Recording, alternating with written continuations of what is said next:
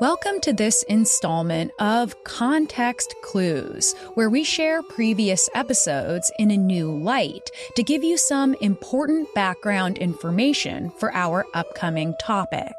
I'm your host, Chelsey Weber-Smith, and this is American Hysteria. The idea that Elvis Presley did not die on August 16, 1977, at the young age of 42, that he instead faked his death to either escape the perils of fame or to flee into witness protection, has become one of the most popular and enduring conspiracy theories of all time.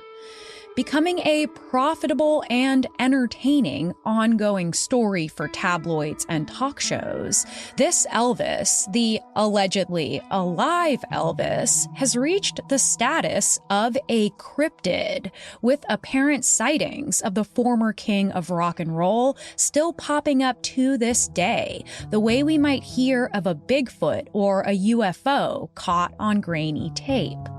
Believers, or alivers as they're referred to, pore over the public documents surrounding Elvis's somewhat suspicious autopsy reports and testimonials around the heart attack that they do not believe killed their beloved post-war pop star.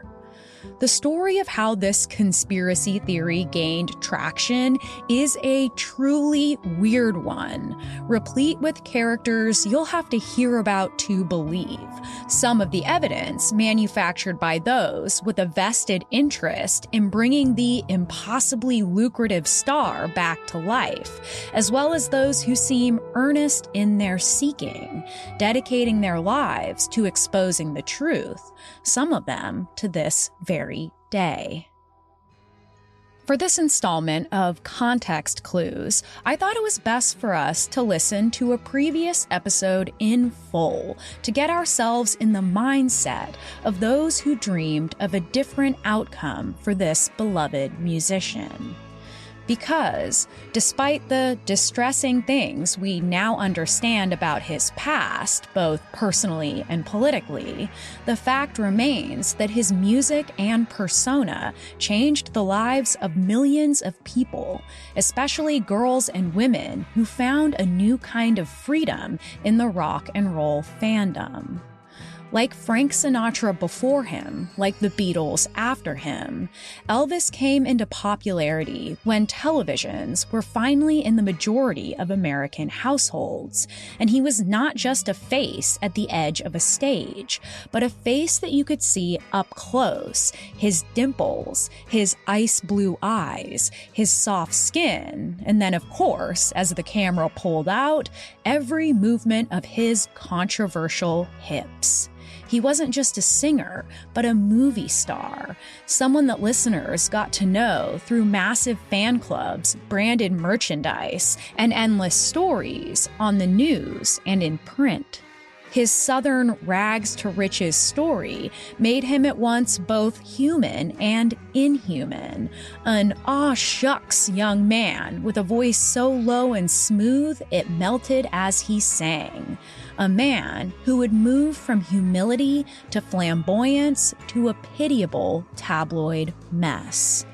But still, by the end of his life, or the alleged end of his life, it was like he was more than a man, something beyond this realm, a kind of spiritual savior that shouldn't, no, couldn't, have suffered such an unglamorous end. Next week, I will explain the bizarre rise of the doubters of his death. But for now, please enjoy our 2022 episode called Fangirls.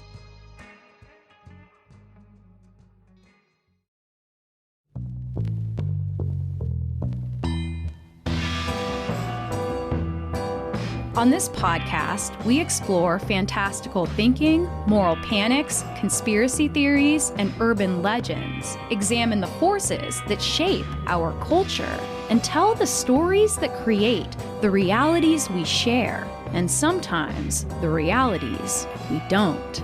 I'm your host, Chelsey Weber-Smith, and this is American hysteria. Have you ever been this crazy about any other entertainer? No, and that's what's so amazing.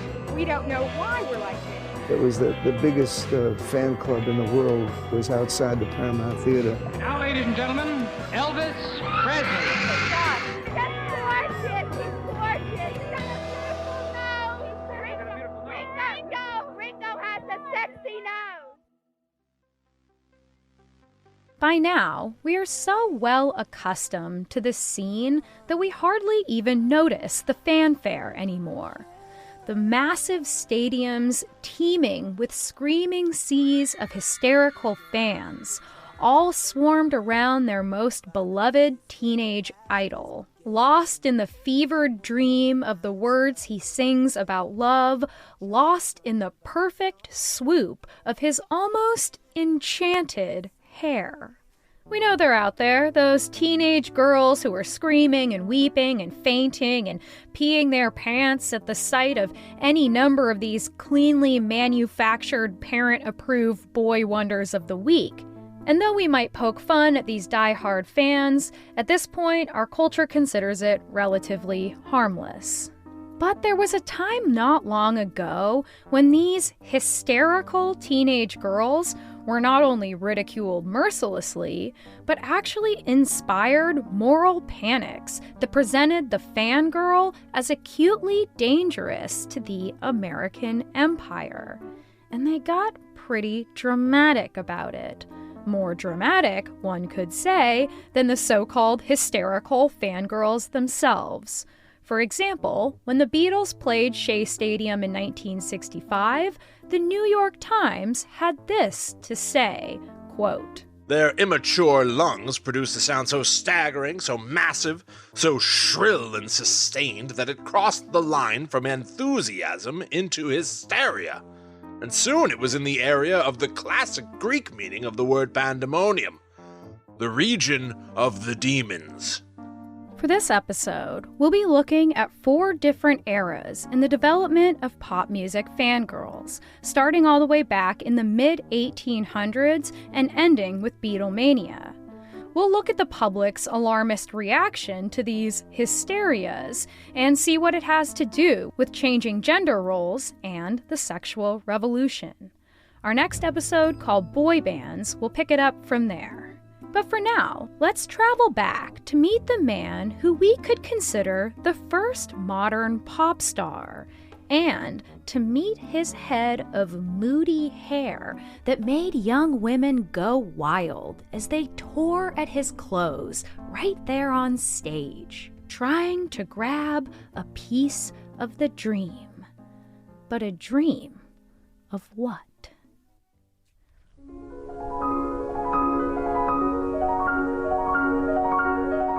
Now, we usually try to keep our stories within the borders of the United States of America. But for this topic, it's worth crossing the Atlantic into mid-1800s Germany, where a hot young composer and the first virtuoso, or solo piano player, was causing extreme frenzies, sometimes described as ecstatic or even mystical in nature.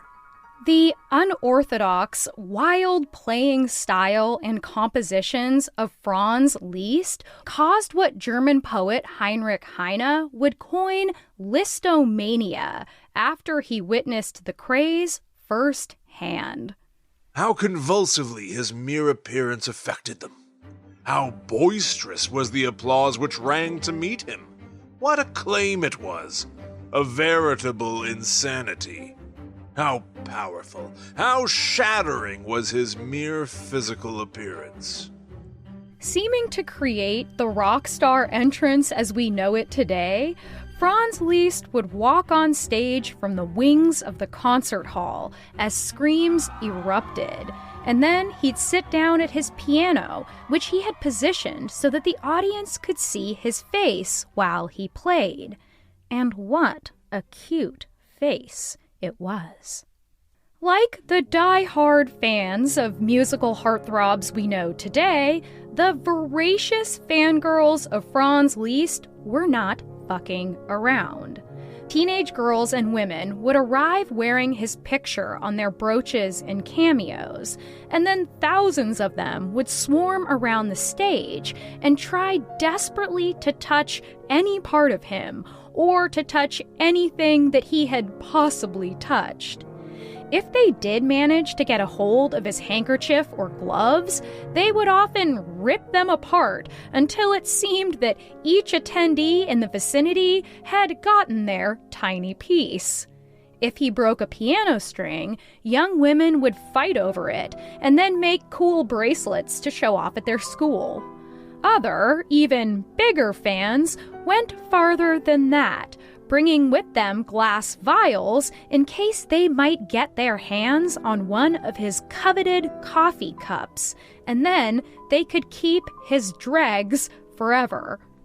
In one oft-told story, Franz tossed the stump of his cigar into a gutter, and then a fan fished it out and put it in a locket monogrammed with the letters FL in diamonds. And despite her friends telling her that it smelled terrible, she wore it every day. Apparently, other young women skipped all that fancy shit entirely and just stuck his cigar butts into their cleavage. And yes, women did indeed throw their underwear on stage, something unimaginably, unthinkably scandalous for the time. Hans Christian Andersen, of all people, once described Franz Liszt as, quote, a slim young man with dark hair hung around his pale face. Just like today, the frenzy seemed to be as much about his hair as it was about his music. In 1893, Sir Charles Halley wrote of the pianist, quote, he wears his perfectly lank hair so long that it spreads over his shoulders, which looks very odd, for when he gets a bit excited, it falls right over his face, and one sees nothing of his nose. So many women started writing to Franz to get a lock of his iconic mop that he actually bought a dog with the same color hair as his and began stealing snips from its coat whenever he needed to fulfill a request. And this actually lasted beyond his life as well, when the woman who found his dead body called his daughter to tell her the news, pausing only for a moment before requesting that she might clip off a lock of his beautiful hair to keep before, returning the corpse to her. So, what was the reaction like in 1800s Germany? Well, the populace of Berlin at the time was described by progressive intellectuals as deeply repressed, very prone to hierarchy, and with strict gender roles, a culture also especially reserved in expressing emotion. Though the name harkens forward to Beatlemania, which we'll cover shortly, there is an important difference. Mania then was a term not used as casually as it is now, and many authority figures considered listomania an actual illness, and not just a mental illness. They floated the idea very seriously of developing a vaccine against what they thought might be germs passed around in concert halls or unexplained cases of mass epilepsy. And of course, the bearded 19th century psychotherapists peered over their shitty little glasses at these hordes of hysterical women, using the label and the darling namesake of our show to describe their mania. Hysteria has, since the Egyptians and the ancient Greeks, been used to describe a variety of symptoms assumed to be related to that crazy old uterus, which was once seen as a kind of being within a being, an animal within the animal, something unrestrained that drove women to madness. Once Sigmund Freud got his nasty mitts on the term, it became a kind of catch-all diagnosis for women experiencing anything from anxiety and depression to sleeplessness, irritability, shortness of breath, fainting, and of course, sexually forward behavior or too much sexual desire, which led to a, quote, tendency to cause trouble for others. After a long masculine hullabaloo over the effects this man was having on their beloved city, Franz Liszt finally left Berlin, much to the relief of the status quo of 19th century Germany, well expressed by a local newspaper. Quote, "The women are once again taking care of children, kitchen, and husband." Whew, that was a close one. And when I told them how beautiful you are. Let's fast forward 100 years after Listomania ended, when Franz Liszt left the modern world behind to become a monk, which honestly I get. This time, we find ourselves back in America, staring up at a brand new idol, known to his adorers as Frankie.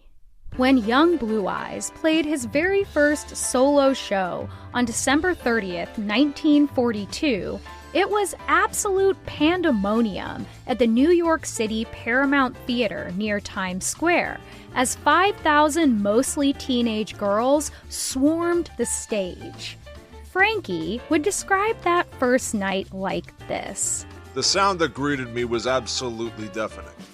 It was a tremendous roar. 5,000 kids stamping, yelling, screaming, applauding. I was scared stiff. I couldn't move a muscle." Soon after, Frank Sinatra would become known as Swoonatra, and his fans, the Sinatratics. By 1944, he had 23 top 10 singles on the Billboard charts, and when he returned to the Paramount in October, somewhere between 30 to 35,000 screaming fans swarmed outside the theater, pushing to get in, spilling into the street and blocking traffic, essentially a teenage takeover of Times Square, with police called to try to calm what the papers would call the Columbus Day Riot, with the New Republic calling it a, quote, phenomenon of mass hysteria that's only seen 2 or 3 times in a century. It was the biggest fan club in the world was outside the Paramount Theater. People waiting for hours and hours in the street just to have a glimpse of Sinatra. And in those days, it was so inhuman for the artists to do 7 shows a day. That's how popular Sinatra became. And just as the girls had done during Listomania, they swarmed the singer and ripped at his clothes, trying to snatch the coveted polka dot bow tie right off of his neck. By the time Frank Sinatra had become a household name, an article in Time magazine had coined the term Bobby Soxer to refer to this new brand of trendy adolescent girl.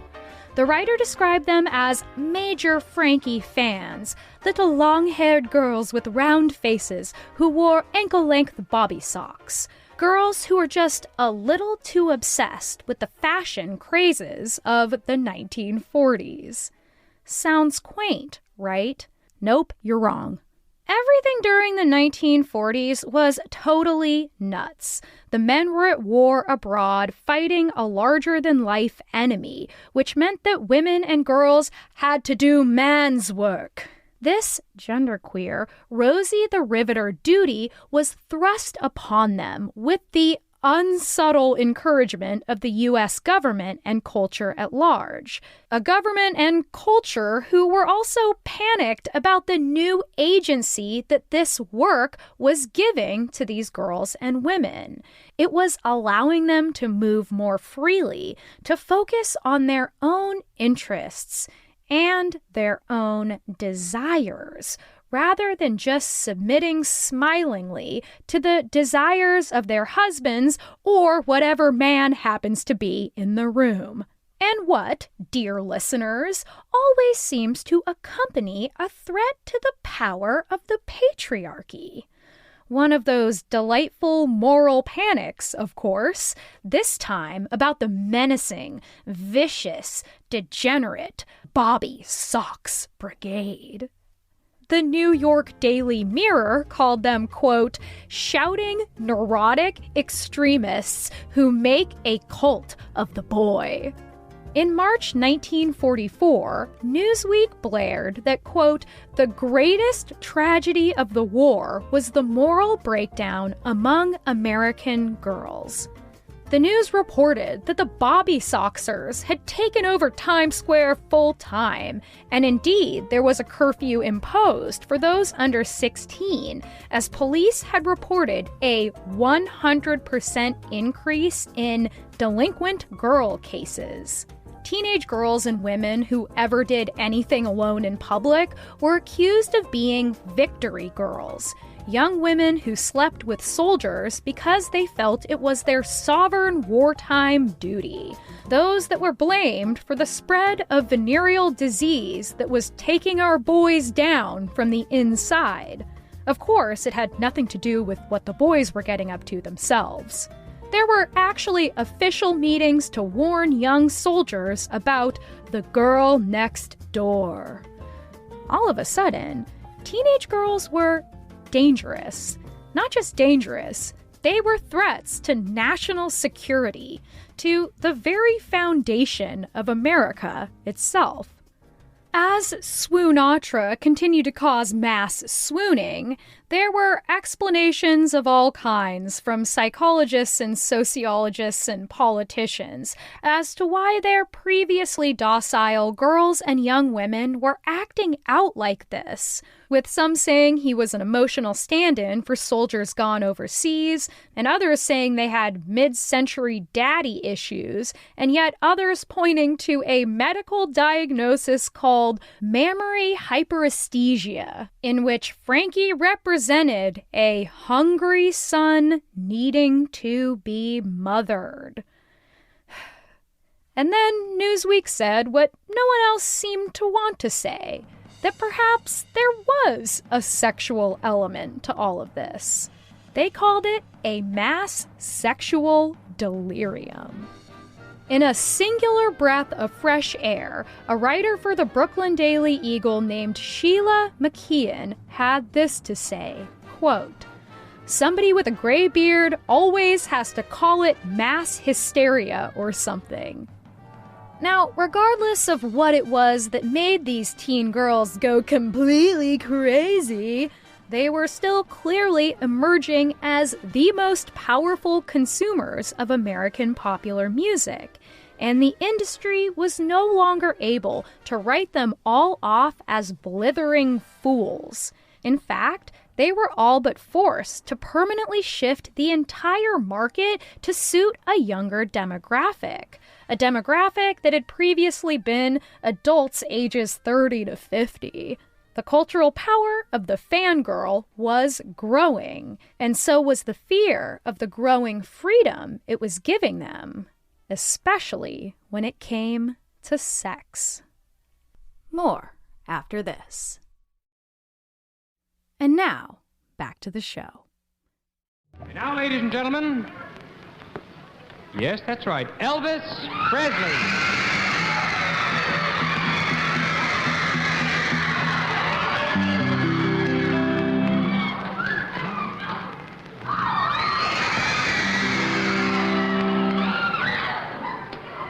Ladies and gentlemen, could I have your attention, please? I'd like to tell you that we're going to do a sad song for you. This song here is one of the saddest songs we've ever heard. In 1957, a man who would come to be known as Elvis the Pelvis appeared on the Ed Sullivan Show to an audience of 54 million people, which was at the time 82% of the viewing public. But that pelvis was seen as a sexual atom bomb that threatened national security. after seeing the show, a Catholic bishop wrote FBI head J. Edgar Hoover to express concern that Elvis was, quote, a definite danger to the United States because he was rousing, quote, the sexual passions of American youth.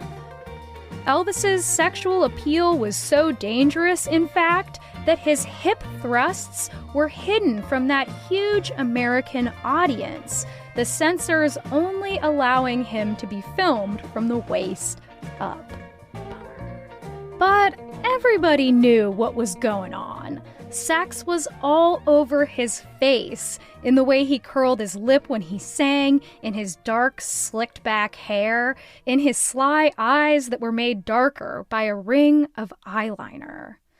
I mean, there is a lot to critique about Elvis Presley, but for right now, we're going to remember that he was smolderingly hot in his time. And because there was a television in most American homes by that time, he became far more accessible than Frank Sinatra had been. Parents considered Elvis to be much more dangerous than the soft string bean Frankie. This was in part because Elvis had 100% appropriated his fashion style from the black blues musicians that he knew in Memphis, buying his clothes from the same stores they did, and then mixing their playing styles with country music, emphasizing his blue-collar bad boy image, and then adding in an overt sexuality previously pretty absent from white popular music. All this mixed together frightened the older generation, as it had when white teenagers of the 1920s partied in jazz bars, very much against the will of their parents, and you can learn more about that in our Context Clues re-release that we did for this episode called Teenage Sex. When it came to Elvis, it seemed like putting a white face on all of those qualities made it just acceptable enough to rocket the kid to a new level of fame. Where some considered Elvis a threat, others considered him a joke. Like Herb Rowe in the Miami Daily News, who wrote, quote, Elvis can't sing, can't play the guitar, and can't dance. Yet 2,000 idiots per show yelp every time he opens his mouth, plucks a guitar string, or shakes his pelvis like any striptease babe in town. Mac Reynolds, in an editorial for the Vancouver Sun I hope that he later regretted, said, quote, It's a frightening thing for a man to watch his women debase themselves. If any daughter of mine broke out of the woodshed tonight to see Elvis Presley in the Empire Stadium, I'd kick her teeth in. And they call women emotional. I love them. I don't care what anybody thinks. I love the Beatles for them, and I'll always love them. Even when I'm 105 and an old grandmother, I'll love them. And Paul McCartney, if you are listening. Adrienne from Brooklyn loves you with all her heart.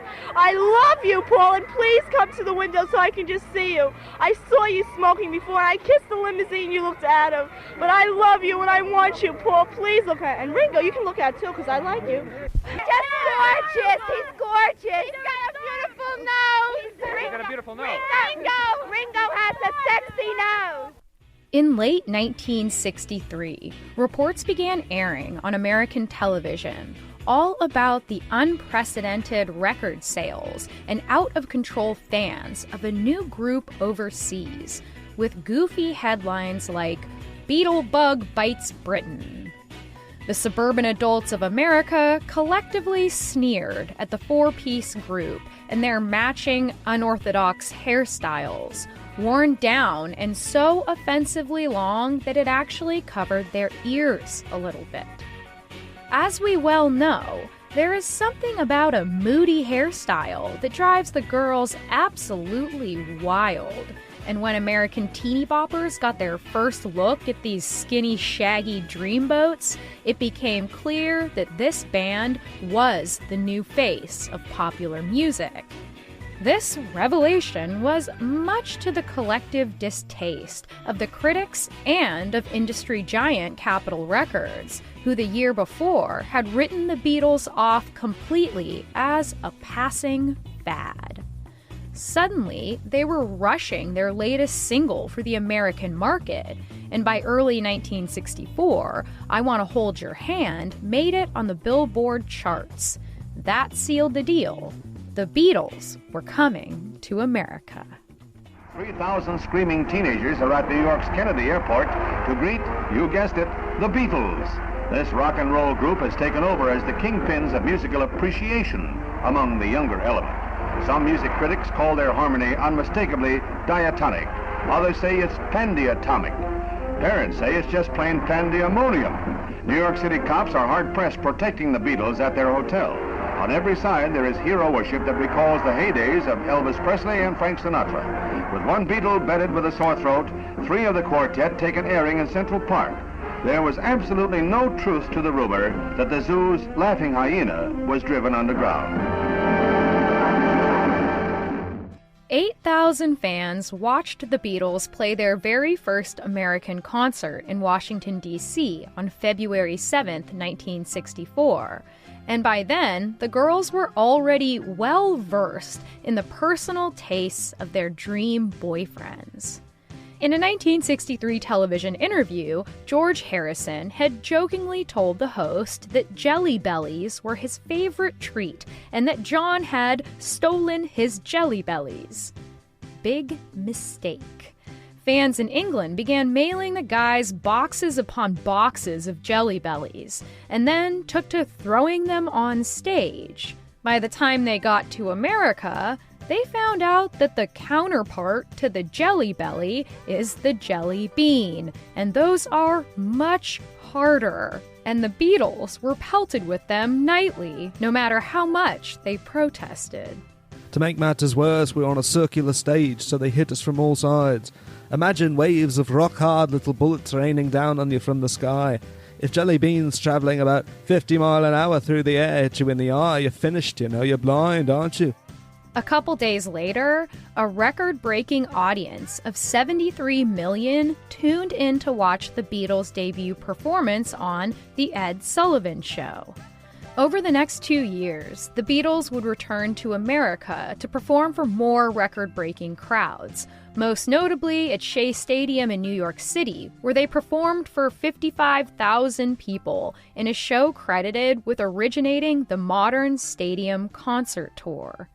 Girls peed their pants, fainted, or just totally collapsed from emotional exhaustion all throughout the show. One fan told of becoming popular at her high school because she had been the only one in her whole town to go to a Beatles show. Quote, "My mother had made me a dress to wear, and when I got back, the other girls wanted to cut it up and auction off the pieces." Of course, the reactive pearl-clutching of Beatlemania was no different than it was in the days of Listomania, or the days of Swoonatra, or the days of Elvis the Pelvis. There was shock and disgust, and of course, highbrow takes on what was going on. One particularly white and bearded psychologist posited that these fangirls were, quote, subconsciously preparing for motherhood. Their frenzied screams are a rehearsal for that moment.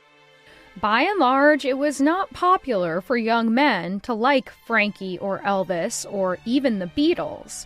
Historically, we could say that in the realms of popular culture, from books to movies to TV shows, everything that a girl touches becomes contaminated. If too many girls like something, it becomes disqualified from the world of boys and men, written off as frivolous, stupid, annoying, laughable, especially if that thing happens to have a patented dreamboat at its center. Let's return to the world of Sinatra mania for a second.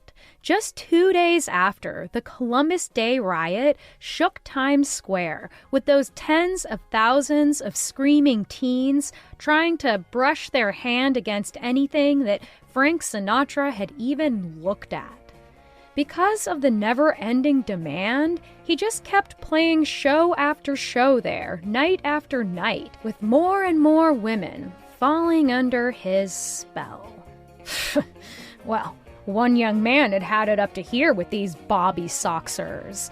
And legend has it, that evening, Frank Sinatra would take an egg right between his blue eyes.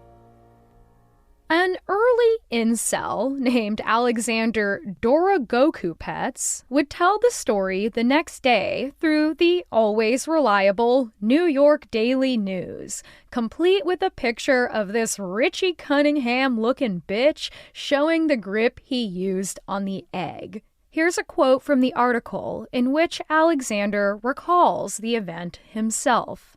Here we go. Now, I wear bow ties. I've been wearing bow ties consecutively since I was 7 years of age.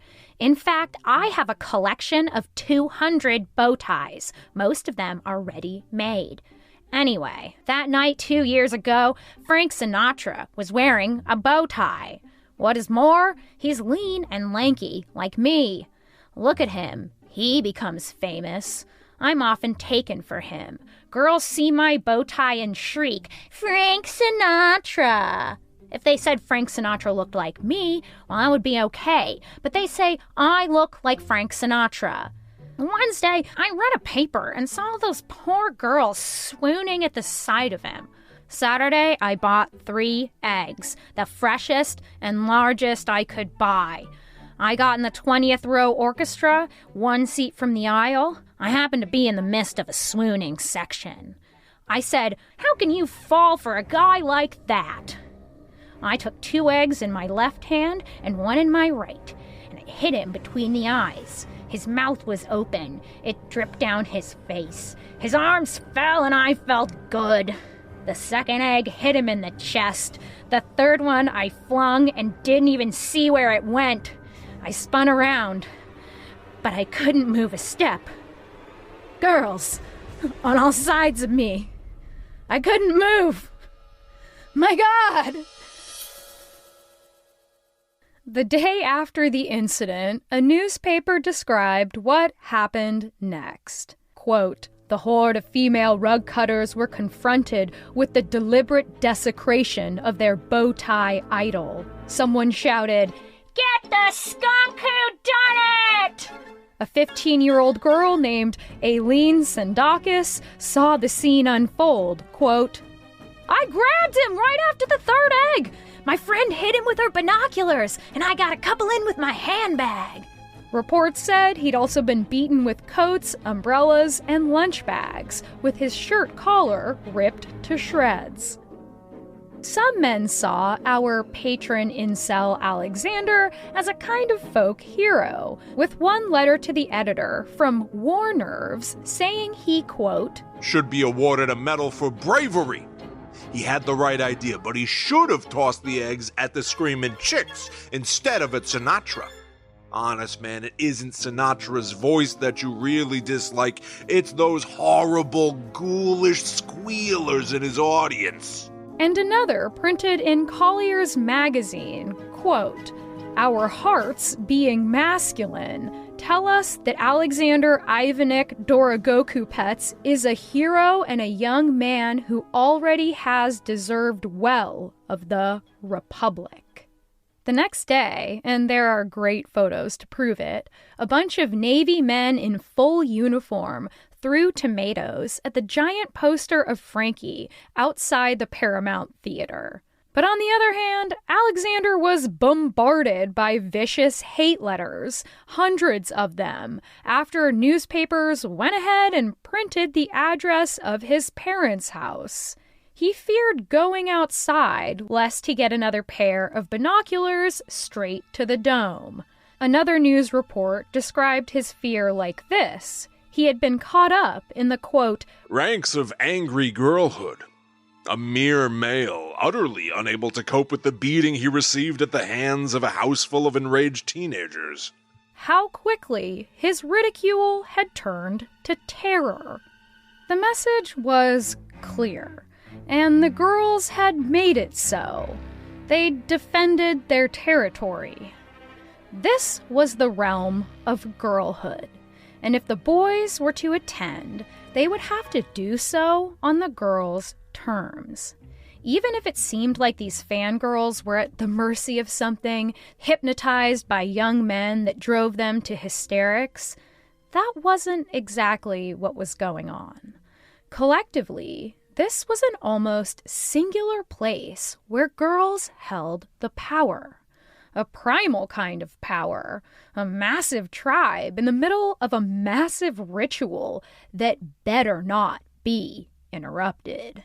Restraint has always been the primary demand placed on young women, to restrain almost all emotion, to never make a scene, to only cry if it's absolutely appropriate, and to certainly never raise her voice or break any social codes. And of course, girls and women had to restrain themselves from sex while also being responsible for restraining the guy too. But here, at these concerts, all bets were off. They were free to tear out their little hearts and throw them on stage, along with thousands of other girls like them who really understood. More after this. And now, back to the show.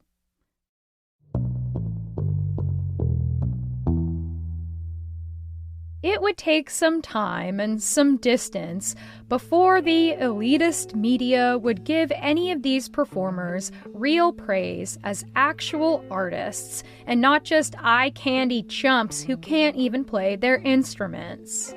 I don't know, to me it sounds like they were all just jealous.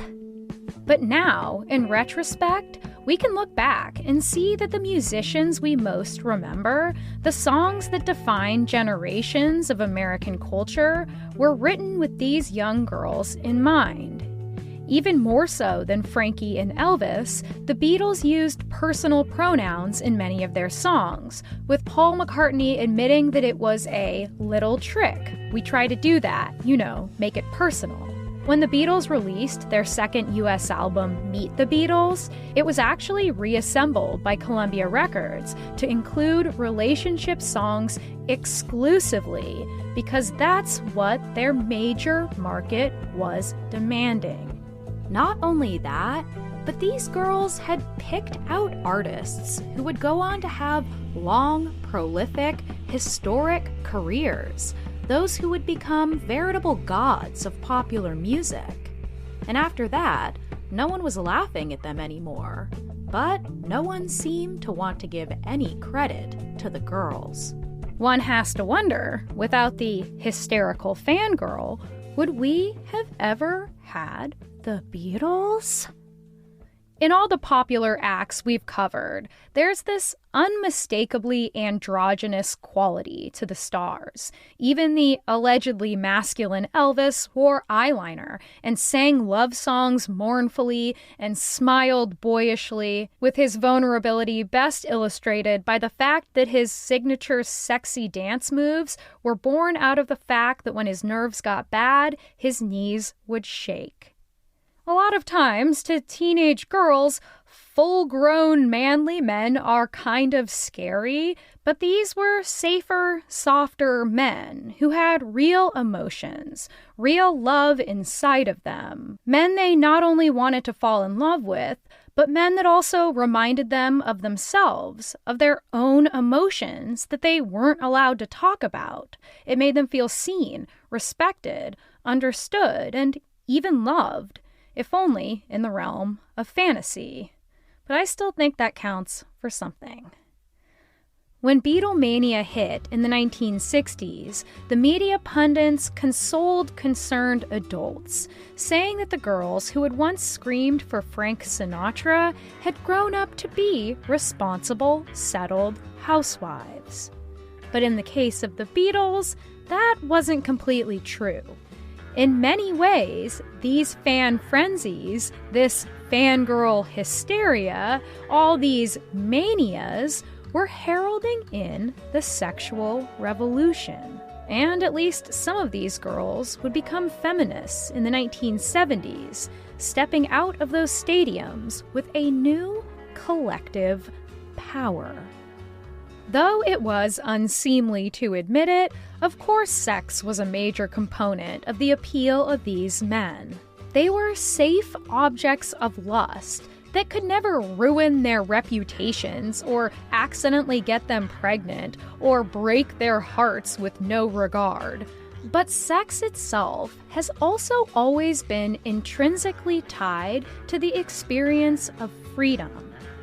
Like its American counterparts, listomania also took place in an area known for its repressive culture and strict gender roles.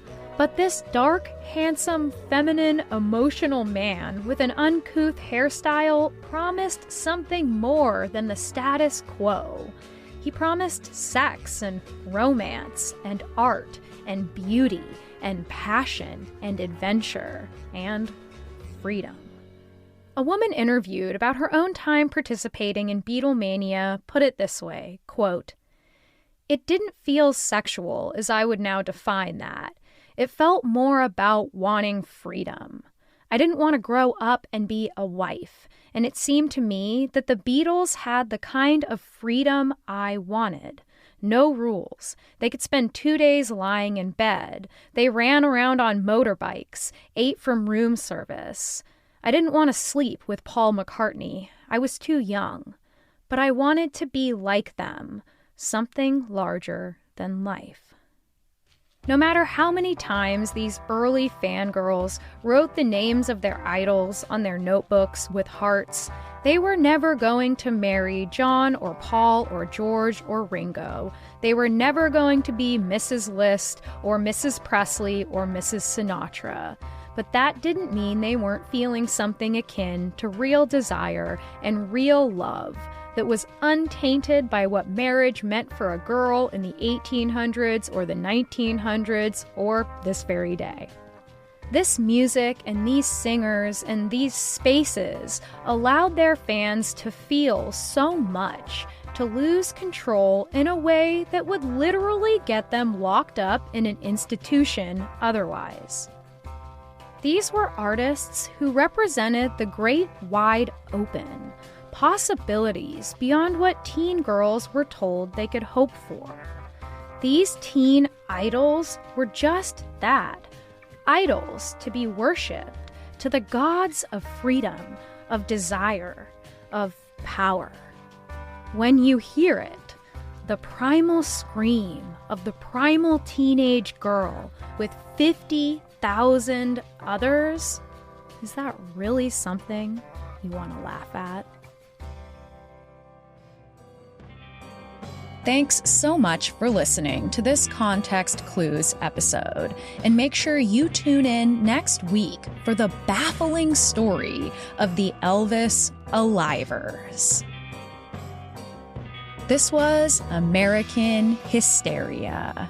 If you want to support our show and help make sure that we can continue making it, you can subscribe to our Patreon at patreon.com/American Hysteria or subscribe on Apple Plus. You'll get ad-free episodes as well as bonus content, like the other podcast I do with our producer Miranda, where we tell you stories that were either cut from the episode or stories we know you'll love. That's patreon.com/American Hysteria or subscribe on Apple Plus. If you go to AmericanHysteria.com, you can pick up some of our merch, or you can leave us a message on the Urban Legends hotline about a tale that you remember from growing up, or even one you've heard recently, and we might do an entire episode about it. It's AmericanHysteria.com. Our producer is Miranda Zickler, and our associate producer and sound designer is Riley Swedelius Smith. And I'm your host, Chelsey Weber-Smith. Thanks as always for listening, and I hope you have a great week.